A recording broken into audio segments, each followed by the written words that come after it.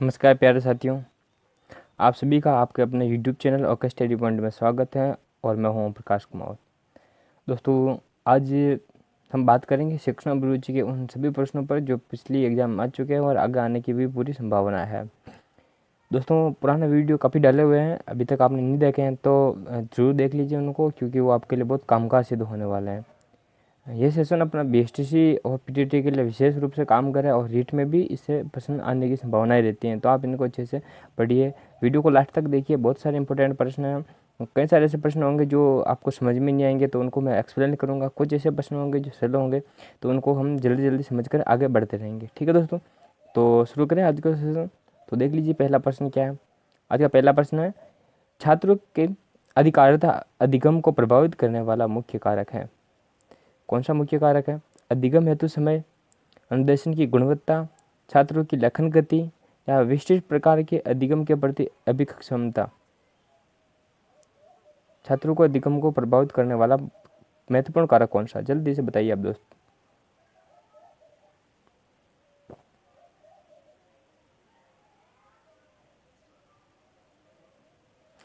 चौथा ऑप्शन बिल्कुल सही है इसका। देखो, उत्तर को थोड़ा समझते भी जाइए। विशिष्ट प्रकार की अधिगम के प्रति अभिक्षमता, मतलब अभिक्षमता क्या होती है? व्यक्ति को की एक लास्ट स्टेज, व्यक्ति की एक कैपेसिटी।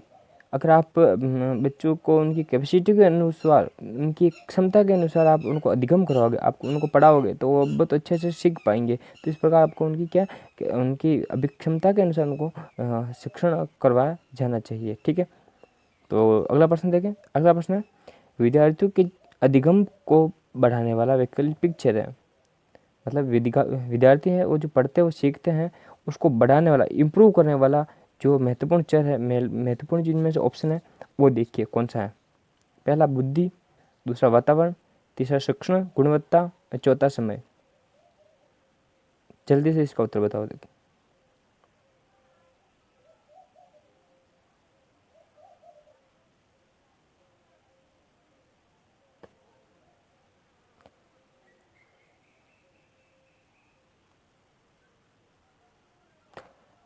देखो दोस्तों, देखो कन्फ्यूजन कहाँ कहाँ हो सकता है इस पर वो देखो।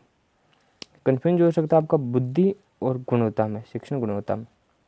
दोस्तों, जो एक नॉर्मल बच्चा होता है ना, उसको अच्छे लेवल की पढ़ाई करवा, आपने कई चीज़ जगह देखा होगा, कुछ मंदी बुद्धि या कुछ कमज़ोर बच्चे होते हैं, पर उनको तो कुछ अच्छे शिक्षक होते हैं जो उनको अच्छे से पढ़ा के उनको मेरिट में ला देते हैं। मतलब शिक्षकों की कितनी महत्वपूर्ण भूमिका होती है। और कुछ जो बुद्धि, अच्छी बुद्धि वाले स्टूडेंट होते हैं, वही मतलब कुछ गए गुजरे टीचर से पढ़ाई करके उनका लेवल कम हो जाता है। जिससे किसी स्टूडेंट ने 10वीं में 90 बनाए हैं, तो वो फिर उसमें कम बना देता है। तो इस प्रकार से हो जाता है, उनकी लेवल कम पड़ जाता है। कम शिक्षा, मतलब कम शिक्षा या कम अधिगम वो करवा पाते हैं, इसके कारण ये होता है। अब देखो, इसका प्रमुख कारण क्या मानता है? बुद्धि। तक बुद्धि को हम मना कर चुके हैं, क्योंकि बुद्धि महत्वपूर्ण तो है, पर उतना नहीं जितने की शिक्षण गुणवत्ता है। आपने अगर अच्छा गुणवत्तापूर्ण शिक्षण दिया है, तो एक बच्चे का क्या होगा, शैक्षणिक विकास अच्छे से हो पाएगा। ठीक है, समझ गया बात को? तो अगला प्रश्न देखें।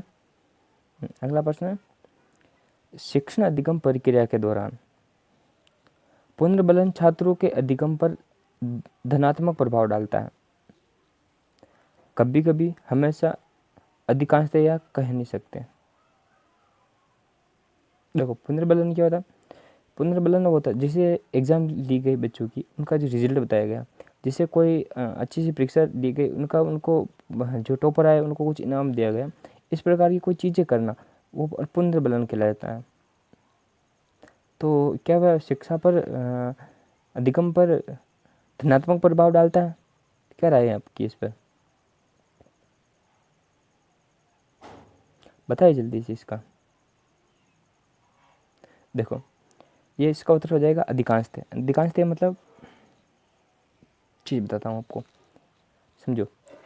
आपने बच्चों को इनाम दिया, आप अच्छे पढ़ रहा हो बच्चा, तो आपने इनाम दिया, तो कोई कभी कभी क्या होता है, कोई बच्चा उस इनाम पाकर ज़्यादा प्रोत्साहित हो जाता है, कभी कभी उसको पाकर उसमें घमंड जाता है कि मेरे जैसा कोई नहीं, मैं बिना पढ़े ये सब कर सकता हूँ, तो वो उसका स्तर नीचे गिर जाता है और कभी कभी बढ़ जाता है। तो अधिकांशतः ऐसा होता है कि आप जैसे उनको पुनर्बलन दे रहे हो, तो उनका स्तर लगभग लगभग बढ़ता है, पर कभी कभी गिर भी जाता है। ठीक है, पर ज़्यादातर क्या होता है, ज़्यादातर बोले तो हम 70% क्या होता है, उनका स्तर बढ़ता है पुनर्बलन से। ठीक है, पुनर्बलन वो आप आगे पढ़ोगे, थॉर्नडाइक, पावलाव, गुथरी, तो आप ये सब जान लोगे। ठीक है, रीड में तैयारी करोगे तब साइकोलॉजी में सब पढ़ोगे आप। आगे देखो, अगला प्रश्न है, एक अध्यापक को शिक्षण सामग्री का उपयोग करना चाहिए, किस में करना चाहिए, किस हेतु करना चाहिए?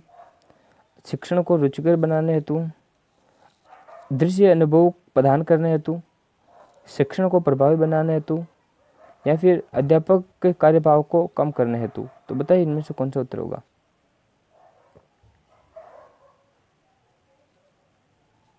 देखते हैं आपका उत्तर क्या आता है, जल्दी बताओ।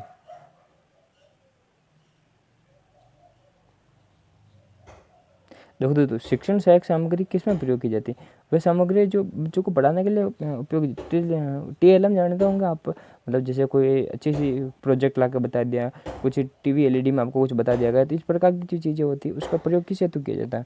उसका प्रयोग किया जाता है शिक्षण जो है ना उसको रुचिकर बनाना है, तो इन चीज़ों का प्रयोग हमेशा के लिए किया जाता है। आपको समझ में आ गई होगी बात। चलो अगला देखते हैं।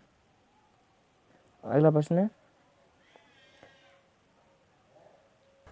अगला प्रश्न है अपना, यदि एक छात्र आपकी कक्षा का अनुशासन भंग कर रहा है तो आप अध्यापक होने के नाते क्या करेंगे? दूसरे से इसकी चर्चा करेंगे, इसके लिए उसे दंड देंगे, उसके माता पिता को बुलाने के लिए उसकी डायरी में नोट लिखेंगे? क्या करेंगे अगर अनुशासन भंग कर रहा कोई विद्यार्थी? तो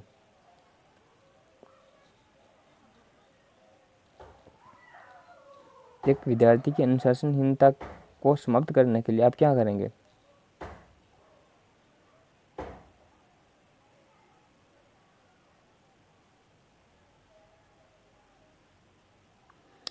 देखो, ये कई बार एग्जाम आ चुका है और इसके पीछे के कारणों को जानना आपको समझ में आए तो समझ लो, रटना है तो रट लो, लिखना है तो लिख लो। ऐसा प्रश्न हर बार आता है। अगर आपको बेस्ट उत्तर अगर जिसमें आ रहा है कि आप इसके पीछे के कारणों को जानने का प्रयास करेंगे और अनुशासनहीनता कर रहा है, तो ये उत्तर 100% से हो जाएगा। तो इस चीज़ को रटना है तो रट लो, लिखना है तो लिख लो, जहाँ पे भी लिखना है लिख लो। उड़ते पीटते खाड़ते पीते सब ये चीज़ हमेशा याद रख लेना, प्रश्न आएगा हमेशा, आके फिक्स है प्रश्न इस प्रकार का। ठीक है, आगे देखो, अगला प्रश्न है, प्राथमिक स्तर पर शिक्षण की सर्वोत्तम विधि कौन सी है? कौन सी है? व्याख्यान, खेल विधि, प्रयोजना विधि या प्रदर्शन विधि? देखो, मैं इनका थोड़ा एक्सप्लेनेशन कर देता हूँ। पहला, व्याख्यान विधि। व्याख्यान विधि क्या होता है? जो कोई बड़ी कक्षा होती है जैसे 11वीं 12वीं कक्षा में, तो वहाँ पर लेक्चरर नहीं आते, वो आते ही मतलब कोई चीज़ होती है तो उनको अच्छे से व्याख्यान कर देते हैं, उनको विस्तृत वर्णन करके चले जाते हैं। ठीक है, आगे देखो, प्रयोजना विधि। और ये प्रयोजना प्रोजेक्ट होता है, उन प्रोजेक्ट के आधार पर काम किया जाता है। ठीक है, शिक्षक उनको निर्देश देता है और बच्चे उन पर काम करते हैं। और प्रदर्शन विधि तो आप जानते होंगे कि कोई वस्तु का प्रदर्शन कर रहा है, जैसे आप किसी पेन के बारे में बता रहे हो तो पेन को उनको बताकर आप उसका विश्लेषण कर सकते हैं। तो इस प्रकार ये चीज़ हो जाएगी। अगला देखो, दूसरा ऑप्शन है खेल विधि। खेल विधि इसका उत्तर हो जाएगा, और खेल विधि इसका उत्तर हो जाएगा क्योंकि छोटे जो बच्चे होते हैं ना वो खेल के द्वारा शिक्षण करते हैं। खेल खेल में शिक्षण उनके लिए एक अच्छी कहावत होनी चाहती है। ठीक है, इसका उत्तर ये हो जाएगा। चलो अगला देखते हैं प्रश्न, बहुत शानदार प्रश्न है। एक प्रभावी अध्यापक बनने के लिए एक व्यक्ति में निम्नलिखित में से कौन सी विशेषताएं होनी चाहिए? कौन सी होनी चाहिए? शैक्षणिक योग्यता और दृढ़ अनुशासन, शिक्षण अभिक्षमता और संप्रेषण कौशल, मानवीय मूल्य और संतुलित व्यक्तित्व, समर्पण और अच्छा व्यक्तित्व। कौन सी योग्यता होनी चाहिए, जल्दी बताओ, कौन सी विशेषता होनी चाहिए इनमें से?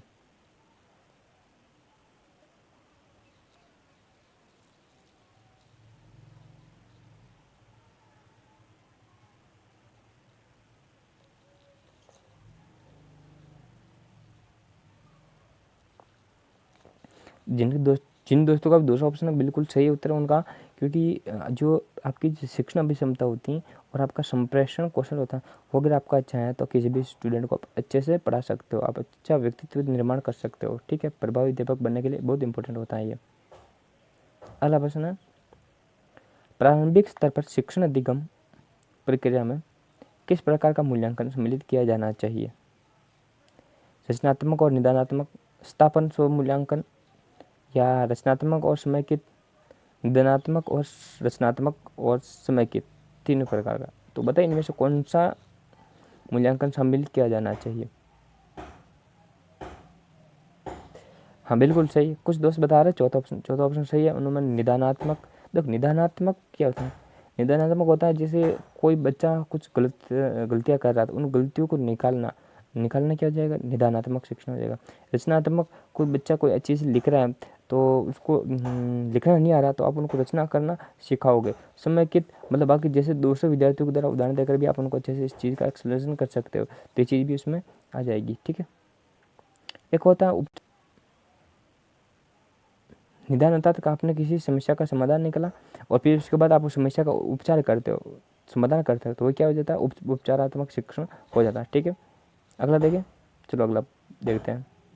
अगला है प्रश्न, प्राथमिक स्तर की कक्षा में प्रभावी संप्रेषण संभव है जब अध्यापक संप्रेषण करें विद्यार्थी की मातृभाषा में, राष्ट्रभाषा में, मातृभाषा और राष्ट्रभाषा दोनों में, संविधान द्वारा मान्यता प्राप्त किसी भी भाषा में। बताओ, वैसे भी आप तो अचानक से समझ गए होंगे इस बात को, तो बता दो।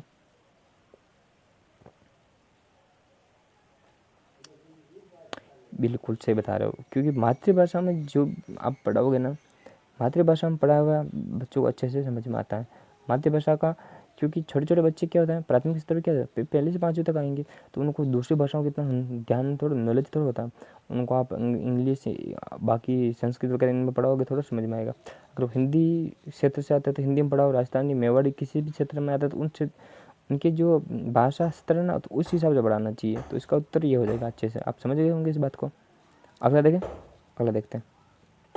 अगला है शिक्षण की प्रकृति है कैसी है, विज्ञान है, कला और कौशल है, कला और विज्ञान है, विद्यार्थियों की पृष्ठभूमि पर निर्भर करती है। तो शिक्षण की प्रकृति कैसी होती है, जल्दी से इसका कमेंट करो, देखते हैं आपके कमेंट क्या है।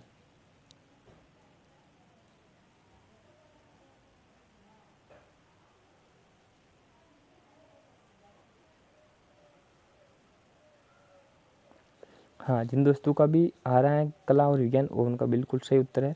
क्योंकि शिक्षण की प्रकृति क्या होनी चाहिए, कलात्मक होनी चाहिए और इसकी वैज्ञानिक सोच के आधार पर इसकी प्रकृति है और इसके अनुसार इनका अध्यापन किया जाना चाहिए।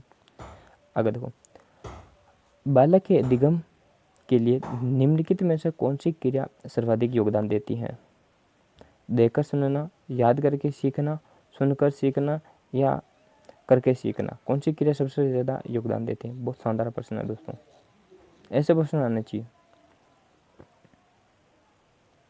जल्दी से बताओ इसका।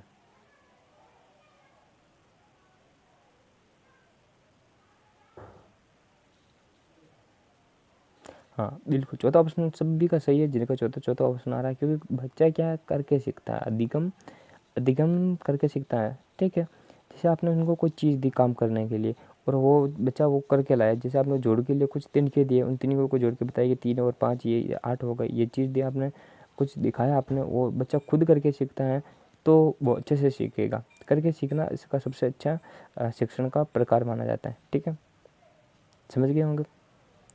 चलो अगला देखें दोस्तों। ये जो सेशन है आपको कैसा लग रहा है, आपको पसंद अच्छा लग रहा है तो एक बार लाइक ज़रूर कर दो।